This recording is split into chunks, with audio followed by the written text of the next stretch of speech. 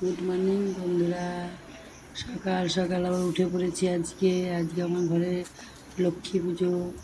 সবাই জানে লক্ষ্মী পুজো ভাদ্র মাসে একটা হয়।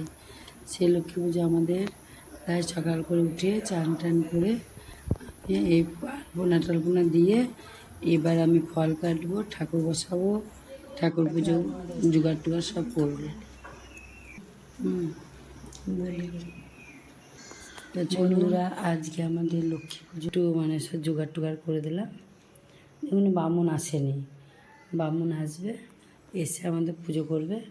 তাই আমি ফলগুলো কেটে ঢাকা ঢুকে দিয়ে ধুয়ে দিয়েছি।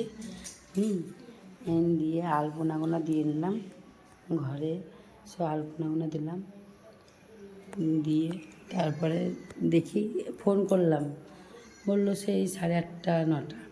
তা আমি সকালবেলা আমি তো সেই ভোর 5টায় উঠে সব জোগাড় টোগাড় করলাম। করার পর দেখুন আমি এখন বাজছে হয়তো 7:30 বাজছে, 7:35 বাজছে। এখন বসে থাকতে হবে। তাই আমি জোগাড় টোগাড় করে এখন বসে আছি। আমার ঘরে মা লক্ষ্মী পুজো মানে 3 খণ্ড পুজোটা দিতে হয়, তাই পুজোটা দিচ্ছি। দিয়ে এবার বামুন আসুক, তারপর পুজো আরম্ভ হবে। আমি আলপনা দিয়ে ফল টল কেটে সব কিছু করে রেডি হয়ে বসে আছি।